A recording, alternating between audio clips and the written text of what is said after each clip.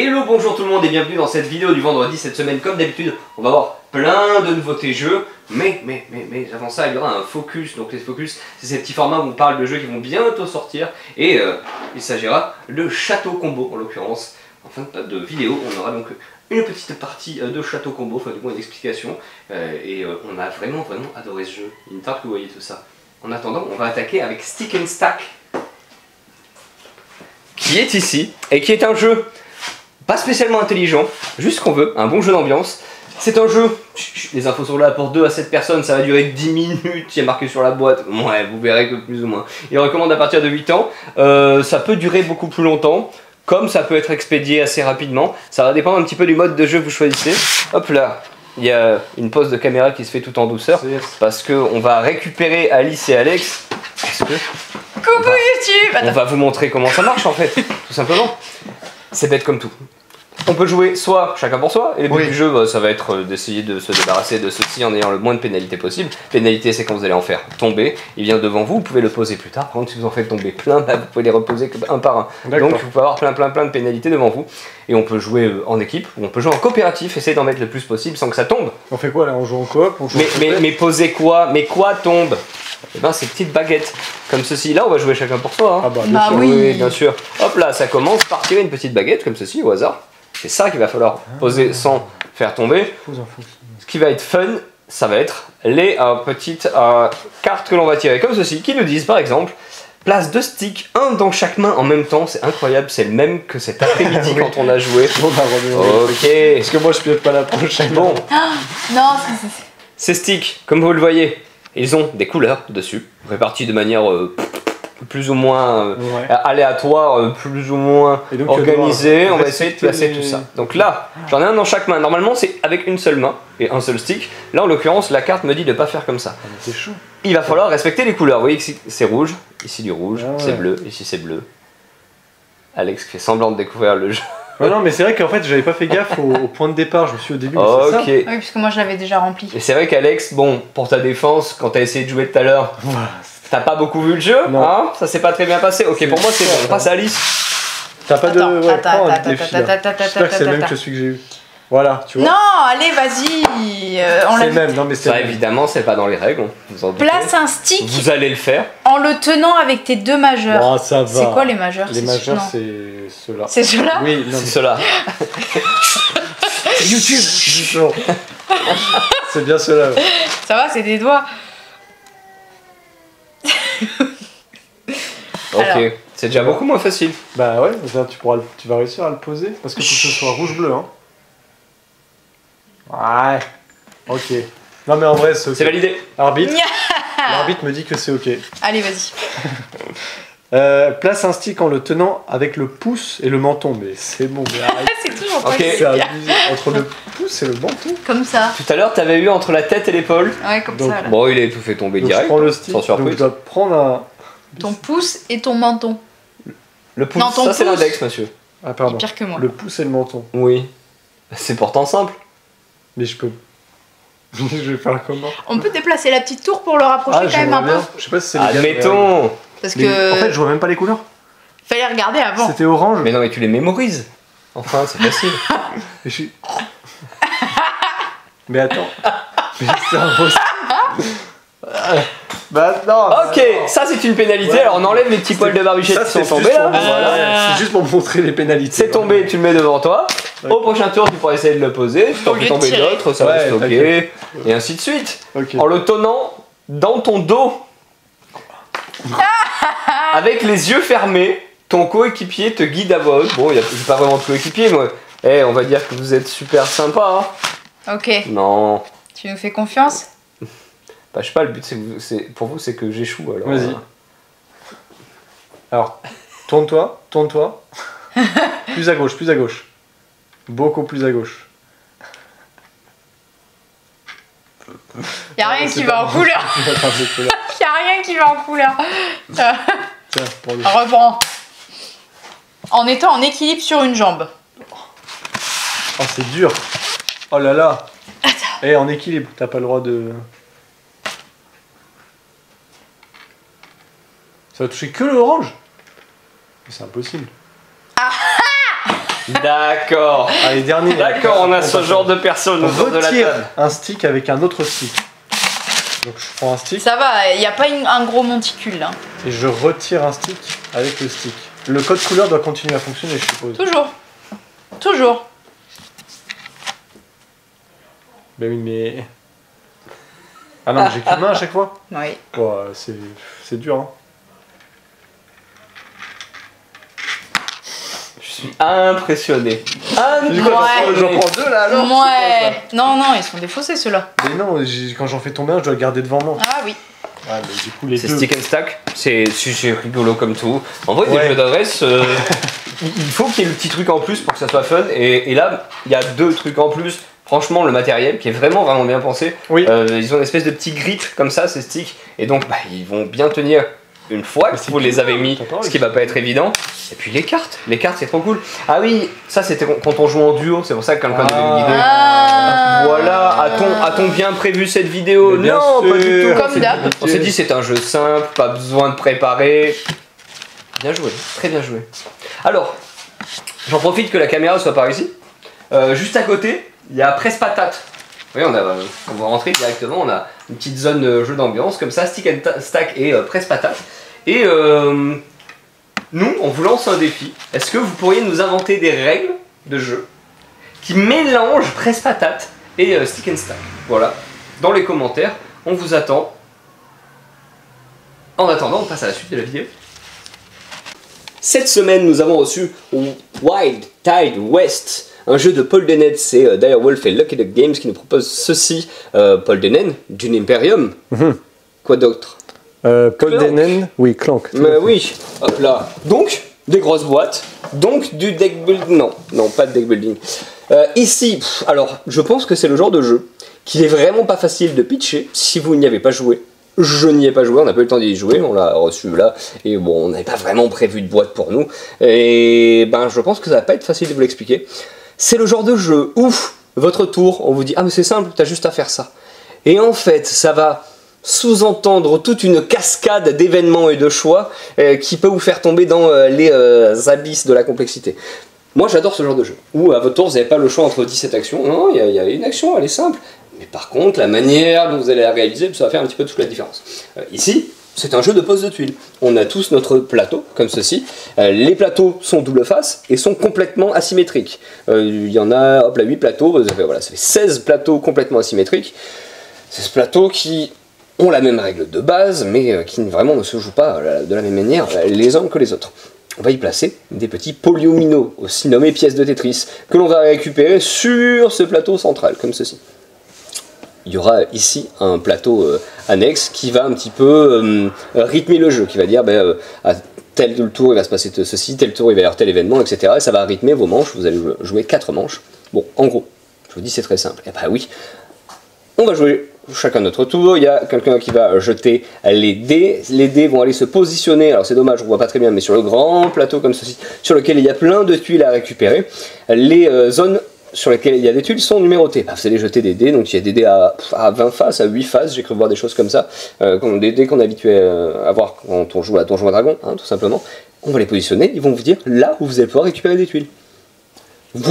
Vous allez jouer chacun votre tour, et vous allez prendre ce que le jeu veut bien vous laisser prendre, sachant que en dépensant des petites pièces, des petites pépites d'or, vous allez pouvoir un petit peu tempérer ce choix, pas seulement être sujet au hasard. Vous récupérez votre pièce de polymino, celle qui vous a été imposée pour les dés, ou si vous avez fait une petite rallonge de pépites à vous de voir, et vous allez la poser en partant du centre de votre plateau, et ensuite ça va un petit peu s'expandre, comme ceci. Sur votre plateau, il y aura des zones à compléter, il y aura des icônes à recouvrir, qui vont vous donner des petits bonus, des ressources, des actions, etc. Il y aura des choses à connecter entre elles. Il y a des mines qui sont, évidemment, vous en doutez, pas disposées de la même manière d'un plateau sur l'autre. Il faudra connecter les mines entre elles. En plus de ça, les polyomino ont des formes vraiment très variées, donc relativement difficilement anticipables. Mais il faudra bien dealer avec tout ça. Et surtout, ils représentent la plupart du temps des bâtiments. Bâtiments qui vont avoir des effets. Et donc quand je pose ma tuile, c'est pour sa taille, là où je veux la mettre, et par rapport à son effet. Et hop là, vous commencez à voir un petit peu la profondeur. Il y a énormément de tuiles, il y a tout autant d'effets, des effets qui vont vous faire à nouveau gagner des ressources, qui vont vous donner un nouveau type d'action. Il y a Alice vient de faire tomber tous les stick and stack. Oh bon. J'avoue, j'ai un peu sursauté. Il y en a un paquet, hein. Oui. Il y a des tuiles qui vont vous donner une nouvelle condition de scoring de fin de partie. Bref, voilà. Je ne rentre pas dans le détail parce que de toute façon, j'ai pas lu les règles de A à Z. Je suis allé récupérer des infos à droite à gauche. Un jeu d'ailleurs plutôt bien noté sur BGG.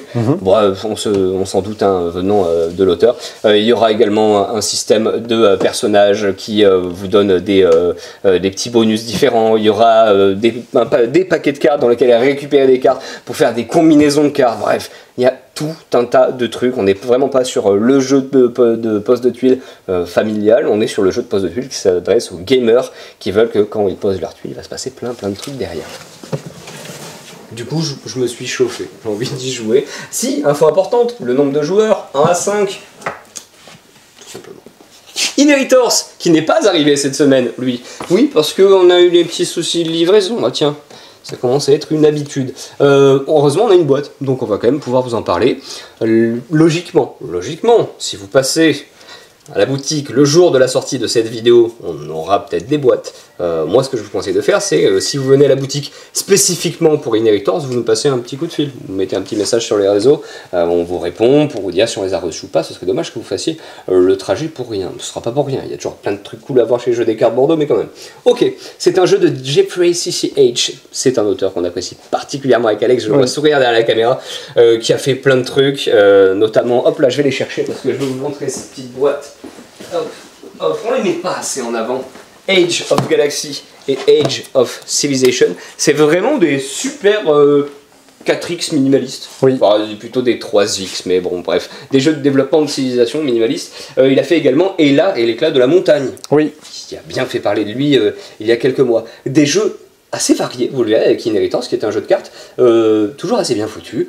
Inheritors, hop là, pour les infos complémentaires, avant de rentrer dans le vif du sujet, 2 à 4 joueurs. Il recommande à partir de 14 ans. Très honnêtement, si il y a des personnes un petit peu plus jeunes, 10-12 ans, qui sont quand même très à l'aise, j'insiste, avec le jeu de société moderne, toujours sans aucun souci, des parties de plus ou moins 40 minutes, ça je suis 100% d'accord. Je pense que le jeu gagne à être joué à 3 à 4 joueurs, ça fonctionnera quand même à 2.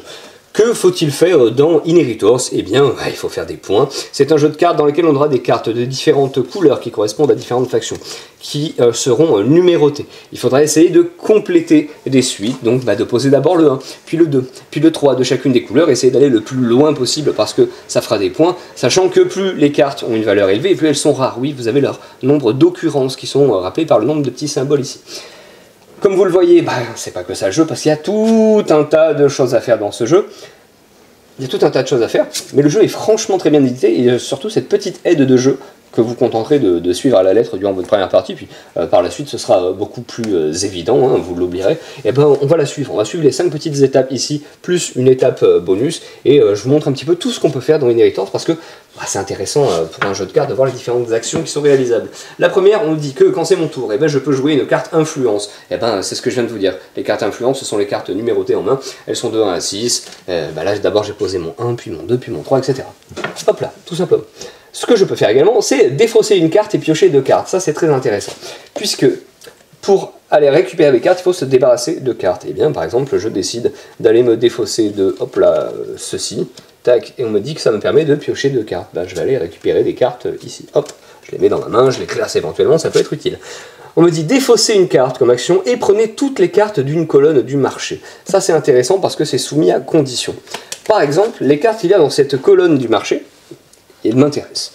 Eh bien, je dois jouer soit un 3, soit une carte bleue, puisque sur le sommet, c'est ce qu'il y a. Eh bien, je vais jouer un 4, puisque c'est bleu, hop là. Comme ceci, et je récupère ce qu'il y a dans la colonne. Pim, ça vient dans ma main. Pourquoi est-ce que je suis allé récupérer ça? Parce qu'il y avait le petit 1 orange, et je dois avouer que il m'intéressait bien. Les 1 sont pas les cartes les plus rares, mais en début de partie, tout le monde veut des 1. Forcément, c'est ce qui va vous permettre de lancer vos différentes collections. On me dit que ce que je peux faire également, c'est de défausser 3 cartes de la même couleur, de prendre une quête et de piocher une carte. Et déjà, ça se complexifie un petit peu. Ici, nous avons des cartes de quête, ici, nous avons des cartes d'exploit, et ici, nous avons les cartes de faction. Et si j'ai 3 cartes de la même couleur, mais comme je n'ai pas bien préparé l'explication, je n'en ai pas. Si, hop là, j'ai triché, hein, je repose le 4, hop là, 3 cartes de la même couleur. Et je vais récupérer une carte quête au hasard, hop là. Je la mets devant moi, face cachée, mais je peux la consulter quand je souhaite. Ce sont des nouvelles conditions de fin de scoring. On dit que ici en fin de partie il me faudra au moins 2 cartes de valeur 3 en main, ça me fera 2 points, sinon ça fait toujours 1 point même si vous ne réalisez pas la quête, donc vous êtes quand même un petit peu récompensé d'être allé la chercher. Et en plus de ça, eh bien, en plus de récupérer ma quête, pim, je pioche une carte dernière action, je peux jouer un agent. Vous voyez que dans ma main, il y a effectivement les cartes d'influence, mais il y a des cartes un petit peu particulières. Il va y avoir les agents, il va y avoir les reliques, il va y avoir les livres. Je vous les explique rapidement. Hop là, on me dit jouer un agent. Et bien les agents, donc, quand on les joue, on n'a qu'à faire ce qui est marqué dessus. Si je joue un conseiller, prenez 2 cartes du marché. Ça c'est sympa parce que dans le marché, je peux les récupérer ce que je veux. Par exemple, je pourrais très bien dire, je prends ce 1 ici, et puis je prends ce 3 là-bas derrière. Intéressant. Hop là, je rajoute dans ma main. Il y a un certain nombre de conseillers qui font des pouvoirs un petit peu différents. Il y en a qui vous permettent d'aller récupérer des cartes dans la main des autres joueurs pour peu qu'il y ait bien la carte que vous annonciez. Il y a un petit côté mémoire là-dessus. Donc il faut bien suivre le jeu. Voilà, vous avez des pouvoirs un petit peu divers et variés également. Les reliques. Les reliques c'est sympa parce qu'il faudra une majorité de cartes influence. Il faut que ce soit vous qui soyez monté le plus loin dans votre colonne comme ceci. Ça fera des points supplémentaires si c'est le cas. Si c'est pas le cas, vous perdez un point. Donc gardez une carte relique en main, c'est un petit peu un pari. Quand vous pensez que vous ne pourrez pas la réaliser, vous ferez en sorte de la mettre ici quelque part. Pour piocher autre chose, vous en débarrassez, oui, mais ce faisant, vous la mettez quelque part un petit peu à disposition des autres joueurs. Et on termine avec les livres. C'est tout simple, on me dit que ça compte comme n'importe quelle couleur, ça peut être intéressant pour aller récupérer des choses ici ou récupérer des livres. Gagnez 3 points de victoire si vous avez plus de livres et 1 point si vous êtes en 2e position. Si vous êtes en 3e position ou plus, les livres ne servent à rien. Ah oui, donc du coup, je m'en débarrasse. Oui, mais du coup, les autres joueurs pourront plus facilement les récupérer. À vous de voir. Dernière action qui n'est pas rappelée ici sous mes yeux, mais qui est bel et bien expliquée, très bien expliquée dans les règles, ça va être de pouvoir aller récupérer une des cartes de faction. D'ailleurs, normalement, c'est une seule faction par couleur. Donc, hop là, ici, ce sera les lions plutôt que les singes. Tac. Pour ça, il faut que, après mon action, donc parmi les 5 que je viens de vous expliquer, j'ai ici une influence qui soit au moins 3, ici dans le vert je suis à au moins 3, je peux décider de prendre la faction verte. Si je le fais, elle est à moi jusqu'à la fin de la partie, plus personne ne pourra prendre la faction verte. Par contre, on ne prend qu'une seule faction, donc en gros vous vous engagez une bonne fois pour toutes. La faction, elle va vous donner en général un bonus immédiat quand vous la prenez, et elle va vous donner un petit bonus tout le long de la partie. Ça dépend, elles ne fonctionnent pas toutes de la même manière. Comme vous pouvez le voir, il y a plusieurs factions, et ça va apporter aussi énormément de richesse au jeu. Je le dis, mais vous en doutez probablement, on n'a pas mis tout le matériel. Ici, il n'y a pas toutes les quêtes, il n'y a pas tous les exploits. Les exploits, c'est très simple. En jeu, si vous arrivez à faire ce qu'il y a marqué sur la carte d'exploit, vous prenez la carte d'exploit, ça vous fera gagner les choses. Je sais même plus ce que ça fait gagner, dis donc. Oui, il me semble que c'est juste un point en fait quand tu fais l'exploit. Oui, c'est ça, ça fait gagner des petits points supplémentaires. Voilà, moi à chaque fois je me les fais sucrer parce que je me focalise sur d'autres trucs, tant pis pour moi. Inheritor, c'était vraiment plaisant, on a fait quelques parties, je le recommande, je le dis à nouveau, 3-4 joueurs, ça fonctionnera super bien. Bonjour, bonjour, bonsoir, bonjour, bonne joueuse. On enchaîne avec Rajak qu'on a reçu de chez Studio H par Gigamic. C'est un jeu de Maxime Mercier et Mathieu Can, ou Mathieu Kahn, je pense qu'on dit Mathieu Can, et c'est illustré par Zael. C'est un jeu très rapide, un peu dans un style, je vais dire love letter, même si c'est un poil quand même très différent, mais il y a un petit côté bluff et élimination des autres joueurs potentiellement. C'est 20 minutes les parties, c'est 2 à 4 joueurs et c'est à partir de 10 ans. Dans Rajak, vous allez essayer de gagner des manches, ou du moins des petits jetons. On va faire plusieurs manches jusqu'à ce qu'un joueur ait récupéré 3 jetons. Dès qu'il a 3 jetons, il gagne la partie. Pour gagner ces jetons, il y a une condition qui est assez... Enfin, il y a plusieurs conditions, mais il y en a une particulière qu'on va essayer d'atteindre. C'est que vos cartes ont des valeurs, que devant vous, vous allez devoir en avoir. Et quand devant vous, face visible, vous avez un total égal à 25, vous gagnez un jeton. Tout simplement. L'idée, après, c'est d'en gagner 3. D'autres manières de gagner les jetons, c'est quand on va éliminer un joueur parce qu'il aura dépassé 25, et en général, c'est pas lui qui le fait volontairement, mais si ça arrive, il ne gagne pas de jeton. Mais si moi, je pousse un joueur à révéler une carte et qu'il dépasse 25, du coup, je gagne un jeton parce que j'ai éliminé un joueur. Pas mal. Et autre manière de gagner un point, c'est si jamais je suis le dernier en jeu, du coup, je gagne un point par défaut parce que je suis le dernier en jeu. Comment ça se passe? Déjà dans la mise en place, on va révéler la première carte de la pioche qu'on met dans la défausse. On va jeter les jetons en l'air, des jetons de poker qui vont définir différents bonus qu'on va pouvoir, bonus ou malus, mais c'est des petits jetons bonus qu'on pourra utiliser durant la partie, soit pour augmenter la valeur de nos cartes, soit pour diminuer nos valeurs, soit pour augmenter celle des adversaires, soit pour la diminuer. Et on va également avoir 2 cartes en main au début de la partie. Alors c'est pas le mieux comme ça, je vais prendre plutôt comme ça, voilà. je pioche 2 cartes, tout le monde va avoir 2 cartes, j'en choisis une que je garde dans ma main et l'autre je vais la mettre face cachée devant moi. Ok. Ces cartes qui sont face cachée devant moi, c'est celles-ci qui doivent me permettre, quand elles sont visibles, d'atteindre 25. C'est-à-dire que si j'ai 25 avec 3 cartes, mettons, mais qui sont face cachée, pour l'instant ça fait rien. C'est quand elles seront visibles que du coup je pourrai éventuellement atteindre pile 25 et gagner un jeton de victoire. À mon tour de jeu, c'est super simple. Je suis toujours les 2 étapes qui sont de piocher et de jouer. À mon tour de jeu, je pioche. Je vais du coup encore de nouveau choisir une des cartes que je vais pouvoir jouer. Quand je joue une carte, soit je la joue face cachée devant moi. C'est tout, il ne se passe rien. Soit je la joue face visible devant moi. Et dans ce cas-là, ce qui se passe, c'est que déjà les joueurs savent en gros la valeur que j'ai. Ils connaissent déjà que j'ai un 11. Donc ils peuvent se douter que là, c'est aussi une grosse valeur parce que j'essaie d'atteindre 25. Et en plus de ça, je fais l'effet. Là, par exemple, l'effet, c'est défausser les 2 premières cartes de la pioche. Donc je joue cette carte-là, je défausse les 2 premières cartes de la pioche. Autre possibilité, c'est tout simplement de décider de défausser une carte. Donc de toute façon, j'aurais pioché au préalable, hein, autre tour. Je défausse une carte et je révèle l'une de mes cartes. Et en plus, en même temps que je révèle la carte, je fais son effet, bien évidemment. Pas rien. Et ça, c'est cool parce que en défaussant et en révélant, du coup, ça me permet déjà de faire l'effet, mais en plus de ça, de pouvoir tenter d'atteindre 25. Et là, évidemment, je suis à 23, donc les autres joueurs vont essayer de ne pas me fournir des cartes, ou surtout vont essayer de me faire des effets qui permettront d'augmenter la valeur ou totalement de la diminuer. Par exemple, essayer de te refiler des cartes. Bien sûr, on a par exemple ici la valeur 8. Si jamais quelqu'un la joue, il pose un jeton sur une de ses cartes. Donc du coup, il pourrait très bien dire, là, ma carte, elle est face cachée, mais je mets un +5 dessus. Voilà. Donc nous, pour l'instant, on ne sait pas ce que c'est, mais on se dit, waouh, il a calculé son coup parce qu'il met +5 sur une carte et qu'il essaie d'avoir 25. Évidemment, si on a des cartes qui permettent de poser des jetons de certaines valeurs sur ces cartes, je peux très bien me dire finalement que je me suis un peu emballé. Finalement, mon 12, je préfère qu'il vaille 0. Alors, je ne sais pas si c'est judicieux de faire ça. Il vaudrait peut-être mieux faire un truc, j'en sais rien, pas x2, mais si j'avais qu'une seule carte et que j'étais comme ceci, un 12 à x2, je tombe à 24. C'est déjà un peu plus stratégique, il faut juste une valeur 1. L'idée, voilà, là vous avez tout le jeu en gros, hein, donc c'est vraiment pas très compliqué. On a toujours le choix entre guillemets entre 2 cartes, on a toujours une carte en main et une carte qu'on va piocher. Ensuite on va jouer soit face visible, en gros soit face cachée. On pourra retourner des cartes, utiliser des jetons. Ce qui est chouette dans Rajak, c'est que vous avez toujours 2 sets de cartes que vous allez utiliser.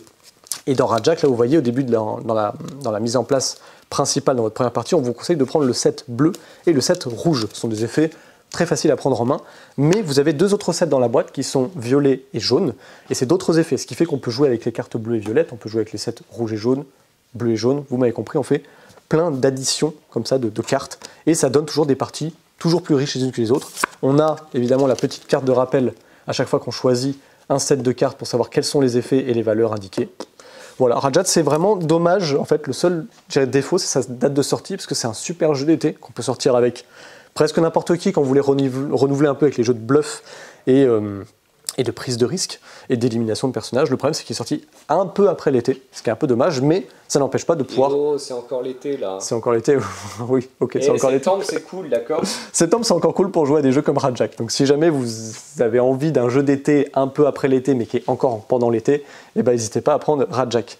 Je vais enchaîner aussi sur un autre jeu qui aurait été chouette d'avoir avant l'été, parce que pareil, pour les vacances, c'est cool de pouvoir transporter des petits jeux faciles à expliquer et à prendre en main, comme Moonleap. Moonleap, c'est un jeu de Rudy Hoffman et illustré par Wanjin Gilles. Oui, Gilles, je pense que c'est ça. C'est édité par Plate Board et c'est distribué en France par Yellow. Moonleap, c'est un jeu pour 2 à 4 joueurs à partir de 8 ans, 20 minutes les parties, donc pareil, comme Rajak, on va y arriver. C'est très facile à prendre en main. Facile à jouer aussi, c'est peut-être plus difficile à gagner, ce qui est logique dans tous les jeux. Ici, pareil, c'est un jeu compétitif. L'idée, c'est que vous avez un plateau qui représente les différentes étapes sur lesquelles vous allez marcher sur la Lune, en fait. Et vous avez chacun 5 astronautes numérotés de 1 à 5. Et ils vont se déplacer pour essayer d'atteindre les cases qui sont centrales, parce que c'est elles qui vous rapportent le plus de points. Évidemment, vous aurez un certain nombre de points que vous gagnez en fonction de l'avancée de chacun de vos astronautes.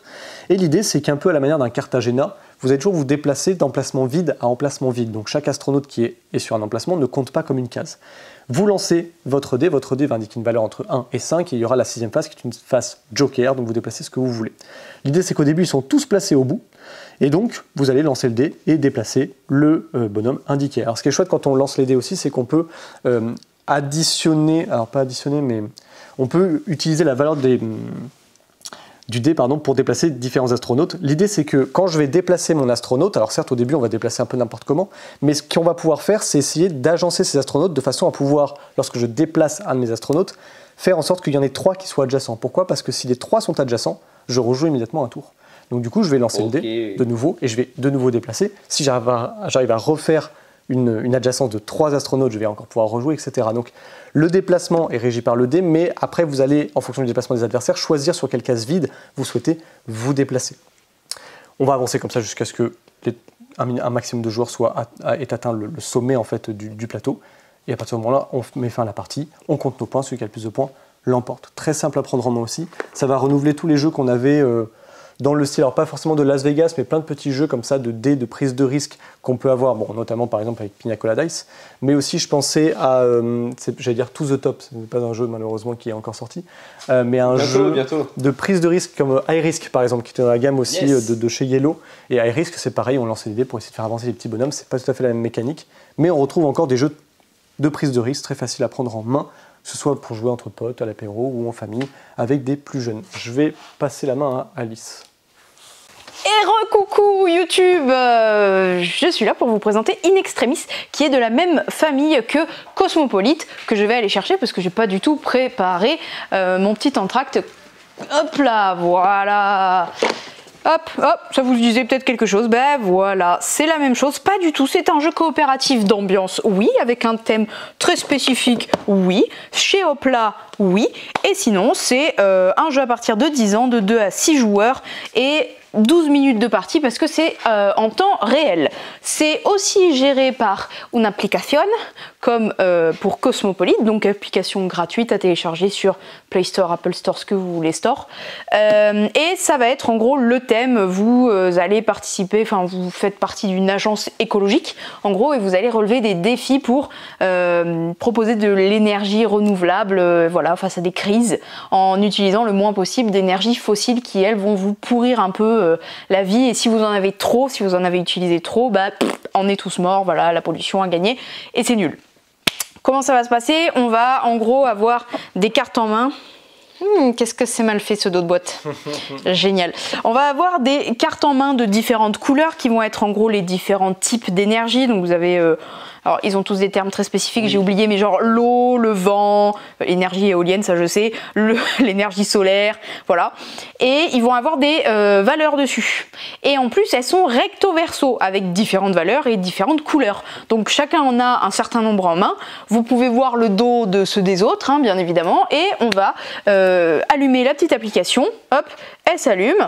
Et vous allez créer votre équipe, donc nous on s'est déjà créé, donc là il y a Alex, ça se voit, ça c'est moi, ça se voit, et ça c'est Antoine, les mots, ça se voit.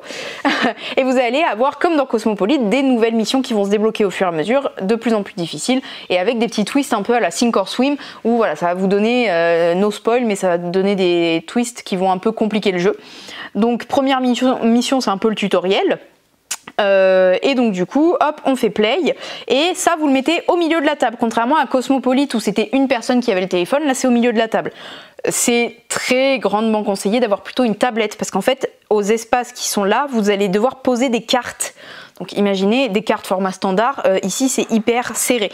Donc du coup une tablette c'est beaucoup mieux, on va être tous autour. Et là vous voyez le fond qui est bleu normalement, et ben il commence à se remplir de rouge. Et ben ça c'est le timer en fait, quand c'est entièrement rouge, fin de la manche et on va voir si vous avez rempli les objectifs qui sont demandés. Les objectifs c'est ici dans cette énergie là, il va falloir avoir un total de 5 en valeur. Donc vous allez pouvoir en placer et additionner les valeurs qui sont dessus. Comme je vous disais c'est recto verso, donc et ben pendant que c'est votre tour, parce qu'on vous appelle, là par exemple c'est à moi de jouer, et ben vous allez regarder le dos, la face, les autres vont dire mais si regarde derrière ta carte, là t'as un 3 jaune, ok, je le pose ici, j'ai fini, hop, j'appuie sur mon nom, maintenant c'est Alex, il doit jouer, il finit, il arrête, c'est Antoine, et puis là c'est re-Alex, parce que c'est pas dans le sens des aiguilles d'une montre, des fois ça revient à vous et direct vous devez rejouer, et il y a certaines énergies qui sont l'énergie fossile qui sont un peu un joker qui peuvent se jouer n'importe où, mais en fin de manche les énergies fossiles que vous aurez utilisées vont vous donner des pollutions, c'est des cartes vraiment mortes qui viennent dans votre main et que vous ne pouvez rien en faire, et si à un moment vous avez trop de cartes de pollution on a tous perdu. Ok. Donc voilà, les jokers c'est cool mais pas en abuser parce que bah, ça vous pourrit les mains et malheureusement les énergies fossiles ça ne se nettoie pas en fait, ça reste, contrairement aux autres. Voilà, c'est In Extremis du coup. Hop, encore très engagé et très original. On l'a mis à côté de Link City qui est aussi un jeu coopératif moitié colo, voilà, un peu d'optimisation de ville. Donc c'était in extremis, mais j'ai d'autres choses à vous présenter ou pas. Justement, comme l'a dit Antoine, on n'a pas vraiment Inheritors. Eh bien, on aurait dû avoir, et là, malheureusement, on n'avait même pas de boîte pour vous montrer, pour faire genre qu'on l'a. On aurait dû avoir le nouveau puzzle aventure de cette gamme-là qu'on aime tant. Alors, il y a Jeff dessus, hein, mais en vrai, on se bagarre tous pour mettre notre tête, tellement on adore, qui a reçu l'As d'or enfant cette année. Et ben, il y avait le nouveau puzzle aventure qui sortait, qui est sur cette BD-là, Voyage en Terre Ocre, puisque celle-ci de boîte était sur le livre Ma première aventure, Dragon. Donc voilà, le prochain puzzle qui, quand vous regardez cette vidéo, j'espère est arrivé, sera sur ce thème-là. Le puzzle aventure, je redis vite fait c'est quoi le principe, vous faites un puzzle. Voilà. Et sauf que pour le défaire et le ranger dans la boîte, c'est trop cool. Vous regardez, il y a un des petits personnages principaux qui se cache dans le puzzle. Vous prenez sa pièce, vous retournez et derrière il y a un petit texte genre oh là là, j'ai perdu mon chapeau, cherche-le sur le reste du puzzle. Ah là je vois le chapeau, hop, je prends la pièce, je regarde le texte et je cherche autre chose. Et chaque pièce que j'enlève, je le range. Donc au fur et à mesure, l'enfant va ranger le puzzle tout en vivant des aventures, sachant qu'il y a plusieurs personnages qui eux-mêmes ont plusieurs histoires. Et en plus dans la nouvelle boîte, Terre Ocre, les personnages eux-mêmes vont avoir différents chemins. Alors qu'avant, vous aviez le chemin de Sacha le magicien, de la guerrière, voilà la guerrière et c'est Timon Timon. Je sais plus. Timon le magicien, il me semble. Voilà. Ouais. Et chacun avait son histoire et c'est tout. Là, chaque personnage a plusieurs histoires, plusieurs chemins, donc encore plus rejouable. Voilà. Et un autre truc qu'on n'a pas, mais peut-être qu'on aura, c'est Dr Siro, qui est un jeu un peu spécial qu'on a fait pour tester. C'est un jeu, on va pas dire éducatif, c'est fait en partenariat avec une pédopsychiatre.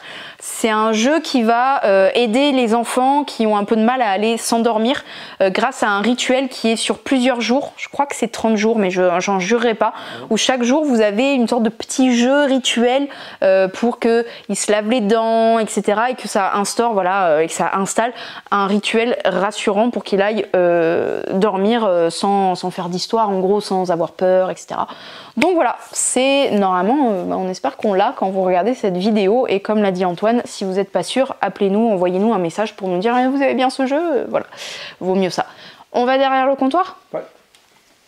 Et recoucou déjà, c'est encore moi. On est en retour en stock principalement, il n'y a que ça en fait. On a Brancalonia, le retour du jeu de rôle fantasy spaghetti. Donc spaghetti, c'est-à-dire c'est un genre où ça prend place dans le folklore italien. En plus, c'est un peu un univers un peu crado de mercenaires et un peu vulgaire, hein, ça se voit. Donc c'est très drôle. On a le retour en stock de World Wonders, ce jeu de pose de tuiles, gestion de ressources et construction de monuments. Voilà, vous allez construire les monuments historiques qui n'ont rien à voir et rien à faire côte à côte, mais vous pouvez totalement mettre le Colisée à côté de la Grande Muraille de Chine, il n'y a pas de souci. La géographie pleure. Et un retour en stock inespéré et miraculeux. Non, c'est pas vraiment un retour en stock, c'est un petit refill miraculeux. Merci Loudoum, nos copains de Bordeaux, qui nous ont passé ces 12 dunes insurrection. Alors, on en a déjà plus de 12, on a 10 je crois. Mais voilà, un petit refill de dunes insurrection, mais techniquement, c'est en rupture partout. Voilà, donc pour ceux qui n'ont pas pu l'avoir, courez vite, courez. Antoine, j'ai oublié un truc, tu peux m'attraper extension de Gaïa qui est à côté de Route. Ouais, je me disais qu'il y avait une nouveauté quand même derrière le comptoir. Voilà, merci Antoine. Donc extension pour le jeu Projet Gaïa. De ce que j'ai lu, c'était des nouvelles factions qui en plus n'ont pas de terre natale, donc qui commencent avec genre un gars et un bâtiment. Il y a des nouvelles actions parce que vous allez explorer des nouveaux mondes et des nouveaux vaisseaux. Il y aura des astéroïdes, des protoplanètes qui vont aussi vous apporter des nouvelles mécaniques et des nouveaux secteurs à explorer. Voilà, Projet Gaïa a une extension. Maintenant c'est bon et on va pouvoir faire ce super focus. Hello, bonjour, bienvenue dans ce focus sur Château Combo, un jeu de Grégory Grard, Mathieu Roussel, illustré par Stéphane Escapa. C'est un jeu qui se joue de 2 à 5 personnes à partir de 10 ans pour des parties de plus ou moins 25 minutes. Et c'est un jeu qu'on apprécie particulièrement, c'est vraiment un jeu qu'on attend avec une grande impatience. Au moment où on tourne là, et aux alentours de la sortie de la vidéo, le jeu sortira dans 2 semaines puisqu'il sort le 13 septembre. Yes. Si vous matez cette vidéo plus tard, achetez-le vite s'il est déjà sorti, parce que c'est trop cool. Bref, ça c'est très subjectif, peut-être que ça ne vous plaira pas, mais nous, on a adoré. On l'a découvert à la journée pro chez BlackRock. Oui. Merci encore de nous avoir invités, c'était trop bien, on a passé la journée à jouer à des jeux chez eux qui étaient trop bien, dont Château Combo, où unanimement, Alex, Antoine, Jeff et moi, on était genre ok, il fait partie de notre coup de cœur. Avec Kitsu qu'on vous a présenté la semaine dernière, quand vous regardez ce focus, en tout cas quand il sort. Voilà, ça faisait partie de nos coups de cœur de cette journée pro. Il y en a d'autres, mais voilà, celui-là... Bravo BlackRock, et puis en fait surtout bravo Catch-Up, puisque c'est un jeu Catch-Up Games, j'avais oublié de le dire, alors c'est quand même super important. Bon, techniquement aussi les auteurs quand même. Je l'avais dit. Oui, mais voilà, en tout premier, premier, merci à eux et leurs idées. Complètement. C'est bon, on peut. Grégory Grard qui dernièrement nous a fait Sur les traces de Darwin. Il y avait eu Mot Malin également il y a 2-3 ans. Rien à voir, mais des bangers à chaque fois. C'est toujours. J'ai dit banger, c'est la première fois de ma vie que je le dis. Toujours très bien huilé. Je trouve qu'à l'instar de Sur les traces de Darwin, on est sur un jeu qui a des règles extrêmement simples, qui en soi n'est pas là pour révolutionner le monde du jeu, mais qui marche impeccablement bien et qui est super agréable à jouer. On va vous expliquer pourquoi, comment. Oui. C'est un jeu dans lequel on va aller poser des cartes devant nous. On va faire un carré de 3 sur 3, on va se retrouver donc avec 9 cartes. Ces cartes, elles viennent d'un petit marché comme ceci, et chacun notre tour, on va donc aller récupérer une carte. On va chacun faire donc 9 tours, et on comptera nos points. Vos points, ils vont être issus d'un certain nombre de sources, mais plutôt que faire le comptage de points tout de suite, on va vous expliquer le déroulement d'un tour, Alice. Oui. Je sens que tu te disperses un petit peu. La money. Oui, on va créer notre petit royaume chacun là, et le royaume le plus riche, bah, il gagne en gros, hein, c'est ça. À son tour, on choisit une des cartes qui est en face du petit messager, c'est ça, hein, c'est un messager je crois, un envoyé royal, et on va la mettre dans notre grille du coup de 3 par 3. On va payer le coût qui est écrit en haut à gauche. Vous êtes face à la carte, et avec vos petits sous, qui sont aussi vos points de victoire, faut faire gaffe, principalement. Là, vous allez avoir du coup des cartes que vous allez pouvoir mettre devant vous, et il y a des cartes qui ont des petites flèches vers le haut, ou vers le bas si vous êtes chez les nobles.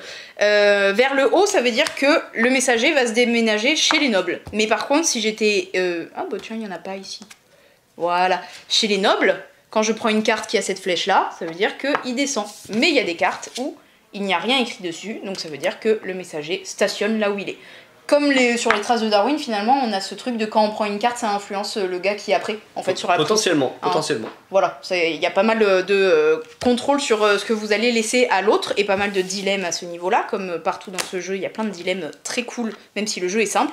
En gros, vous avez le tour, vous prenez une carte, vous la payez, vous la mettez quelque part dans votre grille qui est toujours adjacente à une déjà posée, vous n'avez pas le droit de le mettre dans le void comme ça, ni en diagonale, et vous bougez ou pas le messager, on refait le marché, et au prochain joueur de jouer. Exactement, sachant que on a des petites clés qui nous permettent de venir un petit peu rajouter du contrôle là-dessus. À quoi servent-elles? Bon bah déjà on commence avec 2 clés, et c'est des points de victoire, donc à user précautionneusement. Que va-t-on faire avec ces clés? Je peux décider à mon tour d'utiliser une clé et une seule, soit pour changer le messager de ligne, parce que des fois ce qui vous intéresse ici, ce qui est ici ne vous intéresse pas, et il y a quelque chose d'un peu plus alléchant par ici, ou éventuellement de sortir tout ce qu'il y a. Hop là, je paye, je sors les 3 cartes ici, et on tire 3 nouvelles cartes. On va donc renouveler le marché sur la ligne sur laquelle on se situe avec ce petit ménestrel. Voilà pour les clés. Elles auront éventuellement d'autres usages. Ce qui va être intéressant, ça va être qu'au moment où vous allez poser un personnage, il va vous faire gagner quelque chose, ou un bonus, ou de la monnaie, ou des clés, généralement sous critères. Il y a énormément de critères différents, en fait ils sont quasiment tous uniques, je ne l'ai pas vérifié mais je pense que chaque carte est vraiment unique de par ses critères, sauf peut-être ceux de réduction de coûts qui peuvent se cumuler éventuellement. Et nous allons également avoir un bandeau qui va nous expliquer comment nous gagnons des points avec cette carte en fin de partie. Donc je réfléchis la carte par rapport à son positionnement immédiat. On a des petits blasons ici qui vont être notamment très utiles, ce qu'elle me rapporte immédiatement et ce qu'elle me rapportera en fin de partie. Il y a de tout. Par exemple, celle-ci en fin de partie vous fait gagner 5 points si elle est sur la ligne supérieure de votre grille. Celle-ci, elle vous fait gagner 3 points par carte de blason orange dans sa ligne, sachant qu'elle-même a un blason orange, donc déjà vous fait gagner 3 points, potentiellement 9, ça peut être très intéressant, etc. etc. La monnaie, en fin de partie, ça fait pas gagner de points. Donc finalement, autant la dépenser. Sauf que il y a des personnages, est-ce qu'on va arriver à en trouver un, qui ont des petites bourses dans lesquelles stocker des pièces. En fin de partie, vous allez pouvoir stocker un certain nombre de pièces qui est indiqué sur chacun des personnages possédant une bourse. Il y a même des effets en jeu qui vous permettent d'aller mettre des pièces immédiatement dans la bourse, ces pièces venant de la banque. Hyper intéressant. Ouais, ça c'est trop bien. On a quasiment tout dit sur les règles de Château C'est pour ça que Combo. je vous ai dit que les pièces ça faisait beaucoup de points de victoire, c'est parce que j'ai été un peu... c'est comme ça que j'ai fait tous mes points de victoire, c'est pour ça que moi j'étais genre, la thune ça fait les points de La victoire. stratégie des pièces peut Pas payer. forcément, mais bon, moi ça a été rentable pour moi. Voilà. Il y a des cartes qui vous font marquer des points selon où elles sont situées, selon la présence ou la non-présence d'autres blasons, selon des paires de blasons, des triplés de blasons. Il y a vraiment de tout. Il y a des pouvoirs instants qui sont par rapport à ce que les autres ont aussi, donc il y a quand même de Exactement. l'interaction à ce niveau-là aussi. Parfois c'est un petit peu injuste. C'est pas grave. Clair. C'est pas grave parce qu'effectivement on a deux marchés de 3 cartes et il va falloir dealer avec. Et au pire, si ça vous plaisait pas, vous n'aviez qu'à avoir des clés pour vous en sortir. Voilà. Une formule simple comme tout, une espèce d'immédiateté dans la manière de s'expliquer aux autres personnes et jouer. À 2, c'est déjà cool. Ouais. On n'a pas joué jusqu'à 5, on a déjà joué à 3 ou 4 personnes, c'est très bien. Je ne doute pas qu'à 5 ça soit aussi bien, puisque à l'instar à nouveau de Sur les traces de Darwin, les tours étant assez rapides, ça ne changera pas grand chose si ce n'est le renouvellement du marché. Oui. Et c'est un jeu dans lequel le contrôle est relatif, donc c'est absolument pas catastrophique. C'est clair. On a tout dit, non?